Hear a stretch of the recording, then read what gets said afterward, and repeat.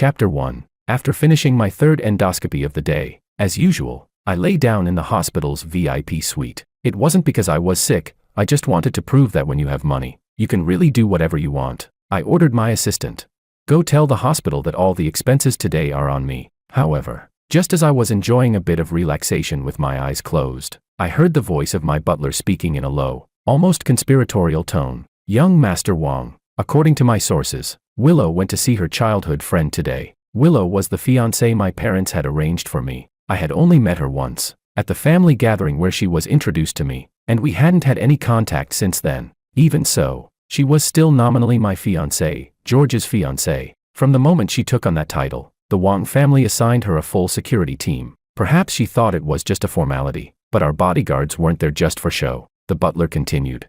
"Today, she insisted on going out without allowing the bodyguards to follow her." He handed me a tablet where a list of call logs was flashing. During a routine security check, the team detected that she has been in frequent contact with an unknown number. By protocol, the information was sent directly to me. Of course, Willow had no idea that her contact list was completely visible to me. I could look at it any time I wanted, though, to be honest, I usually couldn't be bothered to care. I skimmed through the calls made at 3 in the morning, drumming my fingers impatiently on the armrest. I asked, "That childhood friend, is it a man or a woman?" The butler sighed. "A man." I felt fury boiling inside me. That woman, my fiancée, dared to secretly meet with another man before our marriage? I asked, "Do my parents know?" "Not yet, sir." "Perfect." I straightened up. "I'll call her right now. I want to hear what excuse she can give me." I dialed Willow's number on my personal phone. The call barely rang twice before a male voice answered. "Hello, who's speaking?" The tone of the man was strangely unpleasant. His cadence made my skin crawl. "Where's Willow? Put her on the phone." I went straight to the point. "Willow? Oh, she can't right now. She's in the shower," he replied, dragging the words with an almost mocking arrogance. "And who are you? Why do you have her phone?" "Me. I'm her boyfriend." "Got a problem with that?" It was the first time I had ever heard such nonsense. "Her boyfriend? And who the hell are you?" the guy asked provocatively. I replied coldly, "I want to speak to her in person." "I told you she's in the shower," he shot back shamelessly. "If you've got something to say, wait until she's free." I frowned, barely keeping my anger in check. "Don't test my patience. Tell her to come out right now, or I'll..." Before I could finish, the man hung up. The monotonous beeping on the phone echoed in my ears like a direct slap to my authority. "Well done, you've really got guts. Daring to hang up on me." George noted and remembered. I yawned and glanced at the butler beside me. I asked, "You know what to do, right?" He nodded. "Understood, young Master Wang. Good. The rest is up to you. I'm a bit sleepy. Unless it's something serious, don't bother me." "Okay." I lay back down on the hospital bed, letting my body sink into it as my consciousness slowly faded away. I didn't know how long I'd been asleep before the sharp ring of my phone tore through the silence. Very few people had my private number, so whoever managed to reach me had to be someone I knew. I answered the call, only to have my eardrums nearly shattered by Willow's scream. "George, are you insane? I just went out with my male best friend for a bit. Is that such a big deal?" I replied calmly. "Watch your tone. You're my fiancée. Just the fact that you went out and fooled around with another man is enough for me not to let it slide. And now you're yelling at me. Are you tired of living?" But Willow ignored me completely, as if she hadn't heard a word, and instead shouted hysterically, "What did you say to Makoto?" "He said you started yelling the moment you picked up the phone. Because of that, he almost decided to cut ties with me. I had to apologize for ages before he'd even calm down." "Tell me, what did you say to him?" I said. "Who's that coward? Hiding behind a woman? What kind of man does that? If he's got any guts, tell him to come face me directly." I couldn't help but laugh. Swirling the empty glass on the table, Willow yelled, "You insulted him." Her tone rose, filled with anger. "He's just my male best friend. Why are you being so petty?" "Male best friend?" My temper flared instantly. That shameless woman dared to turn the accusation around on me. Word by word, I said coldly. "Let me remind you, with just one word from me, your entire Liu family could end up sleeping on the streets. Where do you get the nerve to talk to me like that?"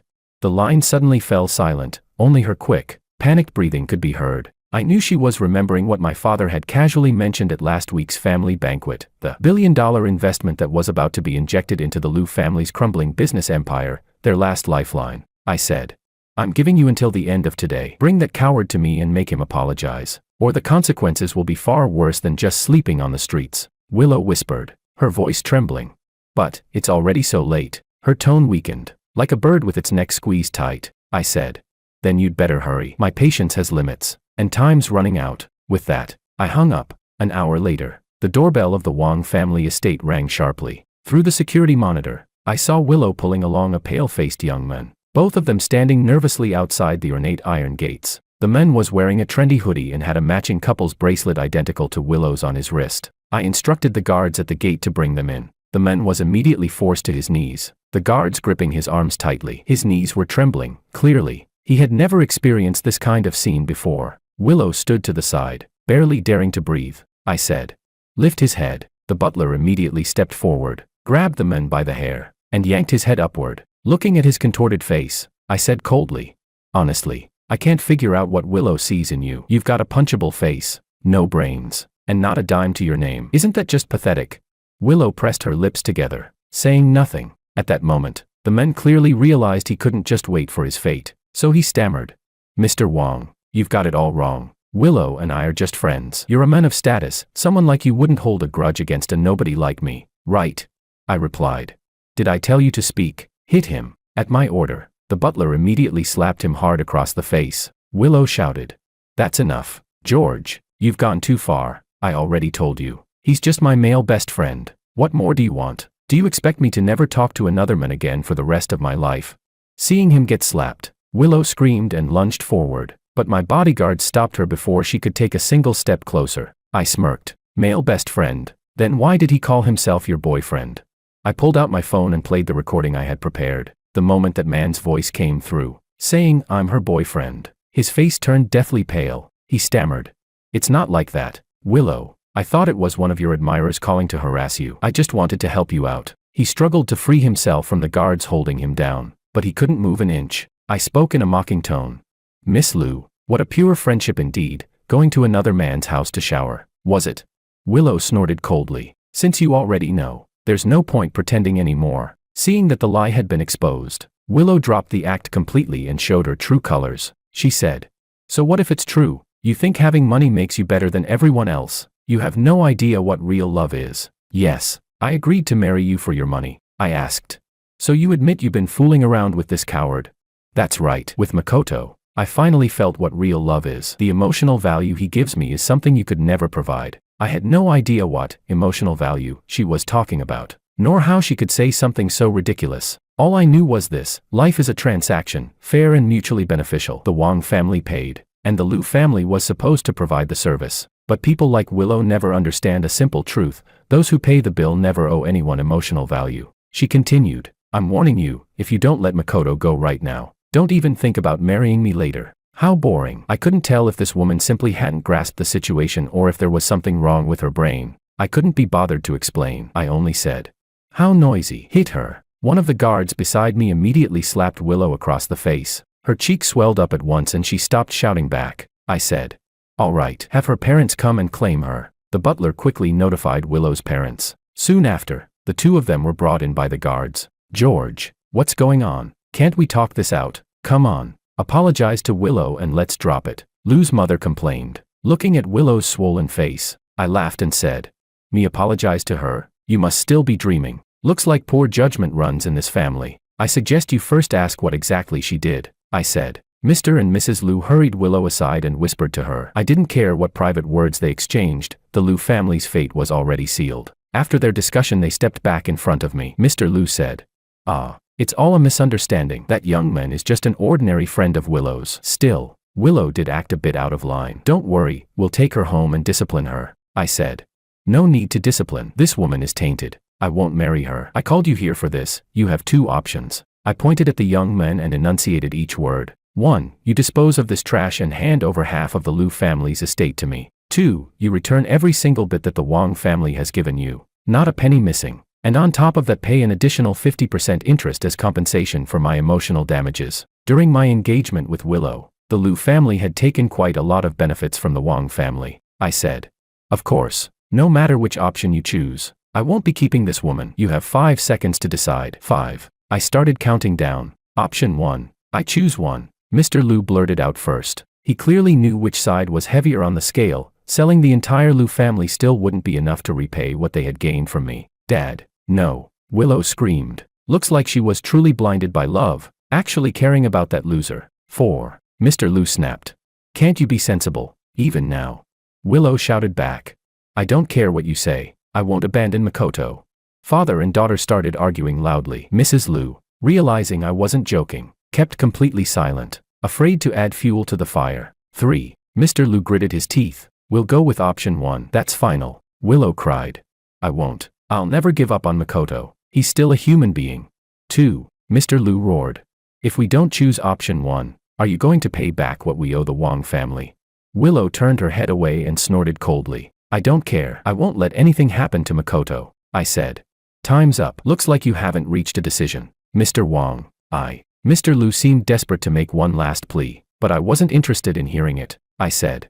Enough. Since your family can't decide, I'll choose for you. The boy, I'll take him. The Liu family fortune, I'll take that too. The money I spent on your family, I'm reclaiming it. And as for the interest, don't think I'll let that slide either. I delivered my verdict on the Liu family without mercy. That's it. Show them out. I didn't bother watching their reactions as the guards dragged them away. For me, crushing the Liu family was as easy as stepping on an insect. I truly didn't know how they ever got the delusion that they could act high and mighty before me, treating me like the victim. Hey, maybe in your next life. Chapter 2. One morning, I received the bankruptcy report of the Liu family. I had said it before, making them end up on the streets only took a single word from me. I didn't know whether Willow was still chasing after her so-called true love, but honestly, I didn't care anymore. The entire ordeal, from beginning to end, had lasted barely a week. I had no time to waste on that "you love me, I don't love you" nonsense. I wasn't some love-struck fool like Willow. I asked.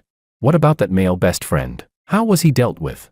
As I casually tossed the bankruptcy report into the shredder, I looked toward the butler. He said. We had someone break both his legs. He won't be standing again in this lifetime. He stood with his hands behind his back, his tone icy. I shrugged and said. I thought you'd break 3 legs. The butler hesitated, then said with regret. Young Master Wang, shall we bring him back and finish the job?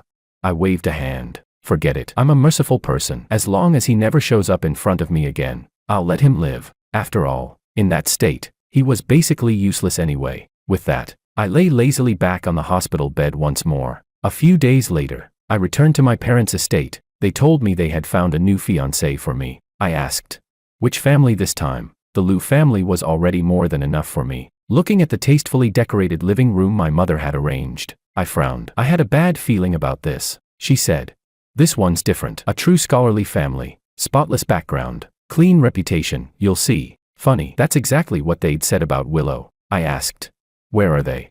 They'll be here any moment, she replied. The Kim family arrived quickly. When I saw the girl named Sophia Kim, I had to admit that her appearance, dressed in a simple white dress, pure and gentle, fit my aesthetic perfectly. But that was all. To me, a marriage alliance partner was nothing more than a chess piece on the board. After my parents found an excuse to leave, the living room was left with just Sophia and me. Sophia. Right, I'm George. I broke the ice first, extending my right hand. I saw Sophia Kim do the same. Her handshake light and polite, purely symbolic. I said.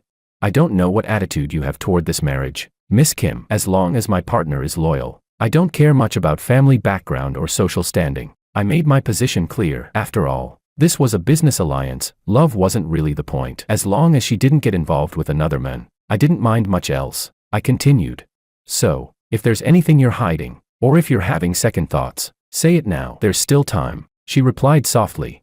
I'm fine with it. But even as she spoke, I could tell her mind was somewhere else. Whatever. Let it be. Once she boarded the Wang family's ship, getting off would come at a heavy price. Not long after, both families decided we should spend some time getting to know each other. Before setting a wedding date, better to settle things quickly than drag them out. Spending time together, in this case, meant 3 scheduled phone calls a week. She said she liked flowers, so I bought her an entire flower shop. She said she liked jade, so I spent a fortune to win an antique jade pendant worth over 100 million. If there's one thing I have in abundance, it's money. As for meeting in person, we'd only met 3 times that month, never for more than half an hour. Most of the time, she seemed absent-minded, stirring her coffee with a spoon for 10 minutes straight. Clearly, she didn't take this engagement seriously either, but I didn't care. My current task was simple: continue the family line. Everything else, I could handle on my own. Before I knew it, the wedding day had arrived. Both the Wang and Kim families had sent invitations to every influential figure in the region. By all accounts, everything should have gone exactly as planned. Except, of course, when everything seems certain, that's when something goes wrong. At first, Everything proceeded perfectly. The host stood in the center of the hall, reciting the ceremonial script, and everything moved forward in its prearranged order. If only it had stayed that way. The host asked, "Mr. George Wong, do you take Miss Sophia Kim to be your wife?" "I do." "Miss Sophia Kim, do you take Mr. George Wong to be your husband?" Sophia bit her lip. I. And the next second, she shouted, "I object." Halfway through the wedding vows, with the officiant reciting the lines, the hall doors were suddenly flung open. A man in a black suit stormed in. The usually absent-minded Sophia, upon seeing him, suddenly lit up with a look I had never seen before. "Martin, you finally came to take me away." Martin, that name was new to me. I'd never heard it come from her mouth before. Sophia spun around and tried to lift her skirt to jump down from the stage, but I yanked her back with one hand. Her disgrace was laid bare for all the guests to see. I looked down into the audience. My parents were staring at Sophia's parents with the same shock. Clearly Sophia's family hadn't expected this either. I asked, "What do you mean, you're going to run off with this guy?" Sophia stood and looked at me, guilty, lowering her head. I said, "So you admit it." She neither denied the earlier shout nor denied my question. The truth was obvious. Damn, are these people all leaking sewage into their heads? My thoughts were a tangled mess, and the hotel's security was disgustingly awful for letting a bride snatcher get in. I'd thought the Wong family's reputation would be enough to deter any fool from causing trouble. Apparently we should have posted bodyguards at the doors. Never thought a wedding snatch would happen to me. George, for now, stabilize the situation. This woman was no longer acceptable, but I wouldn't make a scene on the spot. That could wait. I grabbed the microphone from the host. "I'm sorry, everyone, due to unforeseen circumstances, the wedding is suspended. This is a failure on the Wong family's part. Please accept our apologies and enjoy the food and drink." I handed the microphone back to the host and strode toward the backstage without looking back, not caring what unfolded on stage. Ridiculous, someone actually dared to snatch a bride at my wedding. Sophia, Martin, fine. You've successfully provoked me. I'll make sure you learn what it costs to offend the Wong family. This time, I won't give anyone another chance. Whether it's love or a so-called arranged marriage, everything will be played by my rules. Chapter 3. Ever since that wedding, I began my systematic revenge against the Kim family, a so-called family of scholars.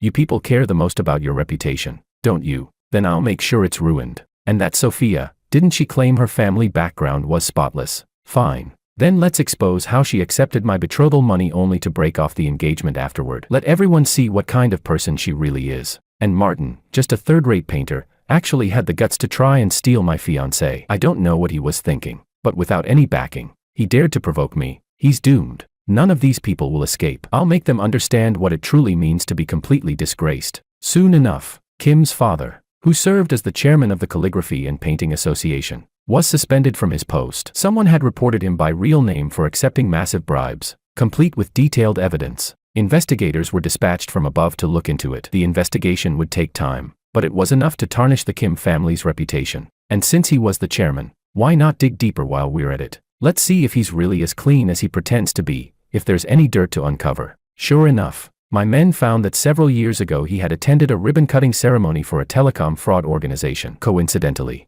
a famous influencer had recently been scammed by a similar group, and the story was all over the internet. Perfect timing to add fuel to the fire. Let the PR department buy some trending spots. Me, George, I may lack many things, but money isn't one of them. Keeping this scandal trending for a whole month won't be a problem. So, on the hot search list, right next to popular influencer kidnapped and scammed by overseas fraud group, another tag appeared: Calligraphy Association chairman colludes with telecom fraud. Next up, Sophia. I didn't need to lift a finger myself, just leak the footage of her fleeing the wedding venue. Then splice and doctor it a bit, and instantly it becomes a tell-all of a gold-digging woman scamming someone into marriage. Then some alt account on social media leaked a list of gifts I'd given Sophia. The original post was deleted, but with my push it quickly spread across the whole internet. Now Sophia couldn't wash this stain off no matter what she did. As for Martin, there was even more dirt on him. He'd been blacklisted before for producing forged paintings abroad. He couldn't make it there and had returned home. Now he was reduced to selling his paintings on the street.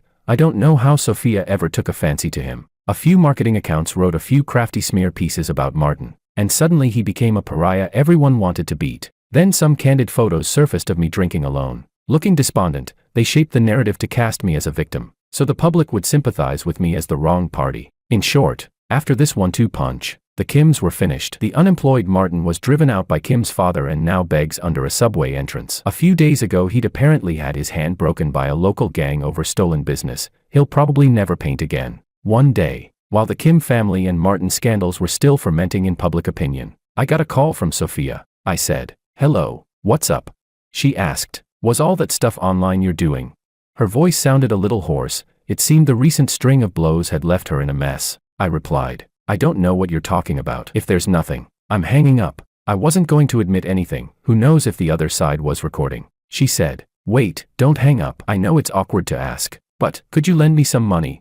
For a moment I wondered what she was planning. I asked, "What do you need the money for? By all rights you shouldn't be short on cash." She still had all the antiques I'd given her, including an ancient jade worth over $100 million, though I guessed most of it had probably been frozen. She said, "My father's under investigation. The family assets are frozen. We can't even afford his lawyer fees." I said, "You come to me for money, so tell me, what exactly are we to each other right now?" I let out a light, bitter laugh and asked Sophia a question. For a moment there was nothing on the other end of the line except Sophia's faint breathing. I said, "Look, we don't seem to have any relationship. Why should I pay? You should go to Martin, he's so capable. He dared to steal my bride at my wedding. Having him cover some legal fees shouldn't be hard, right?" She hesitated. I can't find him anywhere right now." "Of course not, he was begging under some suburban subway entrance." I said, "Fine, if there's nothing else, I'm hanging up." As if I'd let her off that easily after she'd humiliated me in front of everyone. I wasn't about to forgive her. I didn't wait for her to say more. I hung up. 3 days later Sophia showed up at my company in person. I didn't stop her. I told the front desk to send her up to see me. She wore the same dress and hairstyle she'd worn when we first met. Even had on makeup, but the heavy dark circles under her eyes were impossible to hide. A bodyguard came up and reported, "We've checked, she's not carrying any suspicious items. The executive floor of this building has 3 metal detectors between the elevator and my office. The security at the door even carry stun guns. After being kidnapped as a child, I take my personal safety seriously." I said, "Speak. What do you want? I don't have all day." To my surprise, Sophia suddenly collapsed to her knees. Her eyes reddened. "Please, give my father a way out. He didn't know anything about those telecom fraud groups. It was a setup." Her voice shook with an uncontrolled tremor. I asked, "A setup?" Seeing her in such a miserable state, a flash of satisfaction rose in me. I paused, then continued, "You mean someone deliberately reported the ribbon-cutting footage and the transfer records? If you're asking me to spare him, you've come to the wrong person. After all, I didn't do it," she begged. "Right now you're the only one who can save my father. If you come forward and clear things up, he can walk away unscathed." "Clear things up?" I snorted. "Sophia, on what grounds are you even bargaining with me? What do you still have to offer me?" I asked. She said, "Whatever you want, I can give you." Suddenly she looked up, as if she had made up her mind. I shrugged. "Then tell me the story between you and Martin. If you entertain me, maybe I'll consider it." I leaned back, trying to find a comfortable position. I was a little curious why Sophia cared so much about that Martin. Then she started telling that tired, third-rate romance novel story. It was the same old thing, Martin drawing on the street, Sophia passing by and being drawn in. They hit it off, a down-and-out poor boy and a wealthy heiress desperate to break free. Later, because the Wang family and the Kim family were arranging a marriage, the Kims stepped in and cut them off. Then came the cliché wedding-stealing scene, in a romance novel that would lead to the lovers reuniting and me, the villain, eventually letting go. Too bad this isn't a romance novel, and I'm not a romance book villain.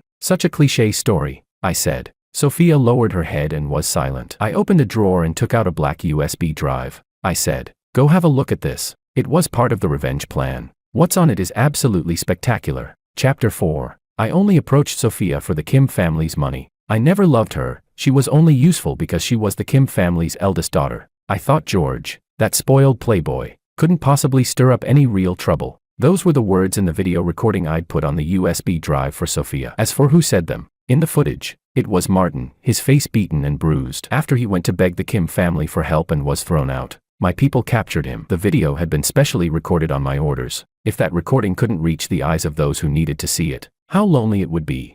One day, I received a call from Sophia. I was a little surprised. I'd thought she'd never contact me again. After letting her wait for half a minute, I finally answered. "Hello, Miss Kim, have you watched the video?" she asked.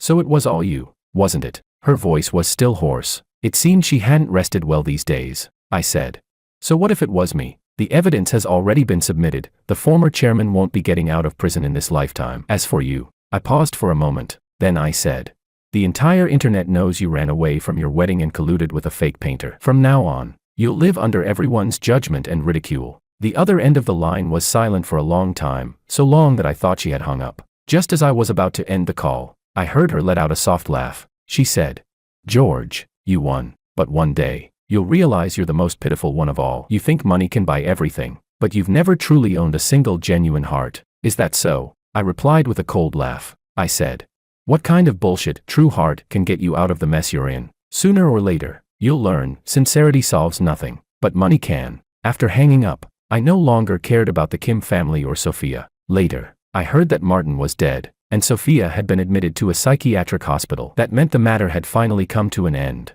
Whoever dares to treat me like a victim is asking for their own destruction. Chapter 5. I finally understood. My parents had no eye for choosing a fiancée. The two women they had introduced to me in succession had both turned into jokes. So I decided to find one myself, someone smart, absolutely obedient, someone who knew exactly what to do and what not to do. I said, "Go to the universities we collaborate with and select a group of female students who meet my criteria." I swirled the glass in my hand. The ice cubes hit the crystal walls with a clear, crisp sound. I continued, "The standards are simple: good looks, excellent grades, a family burdened with major medical expenses, and no dating experience. Most importantly." I looked up at the butler. "She must be willing. We don't need any trouble from the legal department." That's right. Rather than letting my parents arrange it, I'd simply keep one myself. I didn't believe that out of all the universities, I couldn't find a girl who met my requirements. 3 days later, the butler handed me a folder neatly filled with the photos of 27 girls. I wasn't interested in reading their life stories, so I told him to arrange the interviews directly. Of course, each girl who came to the office would receive a 100,000 yuan travel stipend. The interview process was straightforward and harsh. A psychologist evaluated their stress tolerance, and a private doctor conducted a full physical examination. After that, I would ask a few questions, purely depending on my mood. After going through the entire process, one girl remained. Her name was Anna. According to her file, her mother had died young, and her father was terminally ill, surviving only through chemotherapy. She was a third-year student with outstanding grades. Although she received a national scholarship every year and worked part-time jobs, her father's illness had pushed her fragile family to the brink of collapse. Now, she stood before me, wearing clothes that looked a bit old, but clean and tidy. I asked, "Do you know why I called you here?" She replied, "Yes, to be your woman, to accompany you at social events, to bear your children, and," her gaze swept across the security monitor on my desk, "to never go against your will." I nodded. "Good. Now, the choice is yours. Do you accept this contract, or do you refuse?" She said, "I accept." I placed a pre-printed contract in front of her. I said, "Don't rush. Take your time to read it before deciding." She flipped through it quickly, her eyes pausing on the clauses about no private contact with men, mandatory schedule reporting, and a breach penalty of 30 million. Even so, she still signed her name at the bottom and pressed her fingerprint beside it. I said, "Very good. According to the contract, I'll arrange your father's liver transplant within a month, and of course, you won't pay a cent." "Thank you," Anna said. It seemed her father truly meant a lot to her. I said, "No need to thank me. It's all written in the contract. I'll give you a week. You can arrange your father's transfer to the hospital. Then pack your things and move in here. I'll have a security team accompany you." She said, "Mr. Wang, I don't need that much." I cut her off. "This is part of the contract, or are you going to back out?" Having been kidnapped as a child, I spend hundreds of millions each year on my security team, so assigning Anna a mid-sized bodyguard detail was no problem. "Master Wang, actually we could slow down her father's treatment a bit." That was the butler's remark after Anna left with the security team I provided. I interrupted him before he could finish. "No need. I'm above using petty tricks. I fear nothing. But if anyone used petty tricks against me, they would face my wrath soon." Anna was living in my villa. On the 7th day after she moved in, I watched on screen as she hesitated for 10 minutes at the doorway to the walk-in closet. In that 20-square-meter room, haute couture gowns and jewelry boxes shimmered coldly. Yet she kept clutching an old sweater in her canvas bag, one her mother had knitted for her when she was a child. "Would you like me to help you choose a gown for tonight's charity gala?" the maid asked, startling her into taking a step back. Anna shook her head. "No, thank you." She picked the most understated black mermaid dress, a single outfit that could pay for her father's care for a year. At the charity gala she moved like a program running to spec, the pressure she put on my arm when she linked it, the number of teeth she showed in her smile, the phrasing she used when dealing with political and business elites, all had been calibrated again and again by etiquette coaches. When the host mentioned the future lady of the Wang family, Her fingertips trembled lightly in my palm. That was the first time she'd been publicly defined as my possession. In truth, I didn't have to attend. I was only there to see how well Anna fit the role. If she fulfilled my requirements, I wouldn't mind giving her a title. Miss Yu is both beautiful and talented. I heard your father's operation was successful, the wife of a real estate magnate said, leaning in with a glass of champagne. Anna replied, thanks to Mr. Wang. Her smile was flawless. Meeting someone willing to take responsibility for everything, I consider myself lucky. Whether it was genuine or acted, it was passable. After that, everything went on as usual. I allowed her to finish university before executing our contract. When her father's surgery succeeded and the hospital sent the recovery report, I watched it and felt a predatory curl at the corner of my mouth. This was not only redemption for her father, it was the final shackle that would trap her in our bargain. From now on, Anna could only perform the script I'd written and dance across the chessboard I controlled. Chapter 6. Several years later, my daughter Lillian had reached the age where she ran to kindergarten with ribbons in her hair. She tugged on the leg of my suit pants, the ends of her hair still catching the strands that Anna had left behind while braiding it that morning. Daddy, the swings at kindergarten are higher than the ones in our garden. I smiled. Go on and play. Remember to listen to Grandpa Butler. I ruffled her twin braids and watched as she hopped into the bulletproof car. The old butler was carefully fastening her custom cartoon seatbelt. As the motorcade pulled away, my daughter pressed her little hands into a heart shape against the car window. The smile on her face was exactly the same as Anna's when she learned her father's surgery had been a success. When I arrived at the office, Anna was sitting in my chair, organizing documents. She said, "This is the file for the overseas acquisition you requested." She slid the folder across the desk. I opened it, but my gaze fell instead on the wedding ring on her left hand. 7 years ago, when she signed that contract, that finger had been bare. Now it wore a diamond ring worth millions, the inner band engraved with our wedding date, something she herself had asked for. After giving birth to our child, she had been free, as the contract stipulated. If she had chosen to leave, I would have given her 30 million and let her go, though I never would have given her custody of the child. But in the end, she chose to stay. I never asked why. Was it for the child, or for the wealth and status of being Mrs. Wang?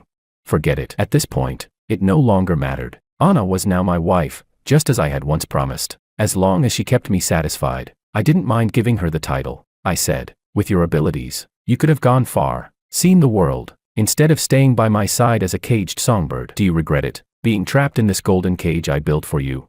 I asked her that directly. She said, of course I regret it. She let out a soft laugh, and when she turned back to me, her eyes were glimmering like starlight. I regret not meeting you earlier. Maybe I wouldn't have suffered so much. You keep calling this a cage, but to me, it's the first place where I've been able to sleep peacefully at night. Then she took my hands in hers. She said softly, I've always known, what you really want isn't an obedient songbird. It's someone who will quietly stand beside you and watch the world change. I sighed. I could say all this was written in the contract, but fine, as long as you're happy. Over the years, I had developed some feelings for her. After all, she was the mother of my daughter, and at least she didn't treat me like Willow or Sophia did, pretending to care while thinking of someone else. That alone was enough. True affection has never been a byproduct of a contract. It's what happens when two people who once walked alone through darkness finally choose to lower their guard and walk hand in hand toward the light. And I, at last, had found a glimmer of starlight of my own within this concrete jungle.